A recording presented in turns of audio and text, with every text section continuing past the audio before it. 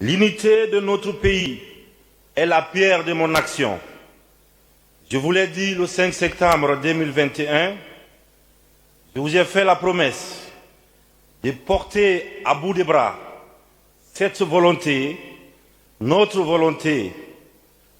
aspiration de pardon et de rassemblement. C'est rassembler pour avancer, c'est retrouver pour pleurer, ensemble, parce que nos armes sont communes, parce que nos blessures sont communes, nos colères tout aussi communes. Mes chers compatriotes, mes chers frères et sœurs, à y regarder de près notre société, il est facile de constater que quelque chose ne fonctionne pas. Aujourd'hui, c'est une évidence de relever que notre vivre ensemble est fortement entamé. Le tissu social fragilisé, les causes de cet état de fait sont multiples et complexes. Cependant, un effort se situe. Les responsabilités s'imposent enfin à nous tous. Partant de ce constat, j'ai tenu à l'organisation de ces assises nationales, dénommées Journée de vérité et pardon, pour ainsi donner une occasion historique et unique aux Guinéens de se regarder en face, bien en face, les yeux dans les yeux, et de se parler franchement, à cœur ouvert cette fois-ci. C'est à nous et à nous seuls que revient une telle initiative. Je suis convaincu, chers compatriotes, que personne, je dis bien personne, ne le fera à notre place. La réussite de cette épreuve importante de la vie de notre nation passera par une prise de conscience collective et individuelle, un sens élevé de la responsabilité et surtout un courage, un souci de vérité et surtout la capacité d'écouter, d'accepter et de pardonner. C'est maintenant ou jamais que nos cœurs et nos esprits doivent se libérer. Ici, l'enjeu est comment assumer notre histoire dans toute sa grandeur et sa facette la moins lumineuse pour avancer. Nous le devons aux générations futures.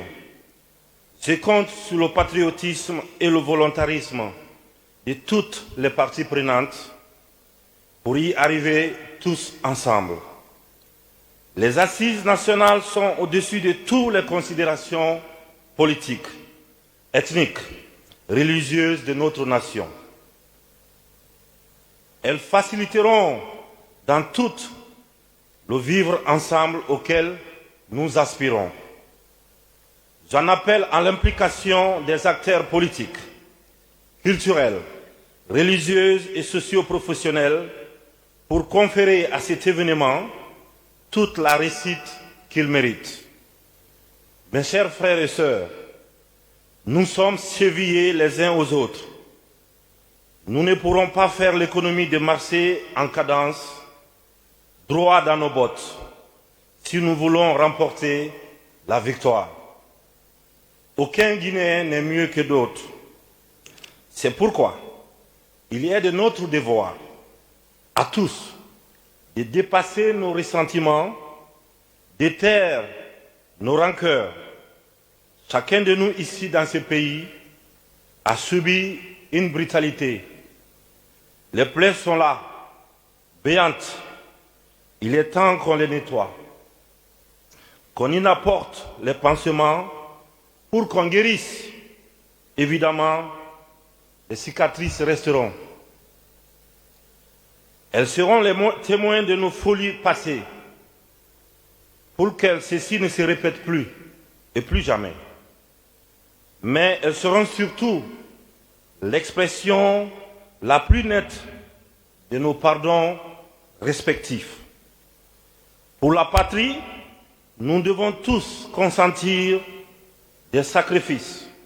Et c'est à ce prix que nous irons de l'avant. Comme je l'ai dit à l'occasion de mon adresse à la Nation le 31 décembre 2021, ma détermination pour servir notre nation est totale et je ne reculerai pas.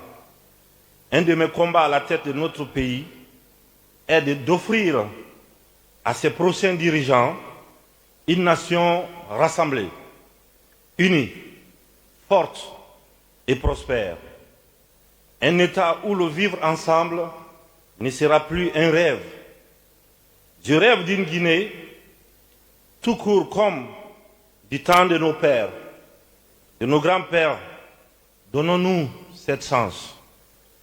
Chers compatriotes, mes chers frères et sœurs, vous dont les corps, les cœurs, les âmes ont subi tant de violences gratuites, vous dont les maisons ont résonné de tant de deuils injustes, vous dont les quartiers ont souvent retenti de la glaçante indifférence, vous sœurs et frères, mères et pères, tantes, oncles, de destinées partagées, du haut de cette tribune, je demande à chacun d'écouter le mal de son voisin, de s'offrir à soi-même et aux autres dans la transparence et la vérité. La vérité, oui, la vérité, celle qui donne tout leur sens à ces assises nationales. La vérité, celle qui procède toute entreprise de réconciliation. La vérité, celle qui est synonyme de repentir, de reconnaissance de nos torts. C'est elle, cette vérité-là, après tellement d'affrontements et de luttes stériles, c'est elle qui dicte mes décisions, comme celle qui nous a réunis à l'occasion de nos assises. Cette vérité-là nous demande, et si on s'écoutait maintenant, et si on se parlait à présent, ces journées de pardon et de vérité s'étaleront sur 6 semaines. J'ai instruit le Premier ministre, chef du gouvernement, de mettre en place un comité national des assises pour coordonner l'ensemble des activités durant cette période. De ce 22 mars 2022 au 29 avril, je n'ai pas de doute qu'on s'écoutera et qu'on se parlera enfin. On s'exprimera parce qu'il est venu le temps des paroles patriotiques, libératrices, réparatrices, des discussions apolitiques et émancipatrices. Nous nous parlerons en toute fraternité, nous en sortirons grandis, unis, forts, plus rassemblés et prêts à relever ensemble tous les défis du développement et de prospérité de notre chère patrie. Souhaitons-nous les uns et les autres de belles assises porteuses d'une paix durable, féconde d'amour dans nos cœurs et dans nos âmes. Par ces mots, je déclare solennellement ouvertes les journées de vérité et pardon. Vive la République, vive la Guinée, que Dieu bénisse les Guinéens et les Guinéens.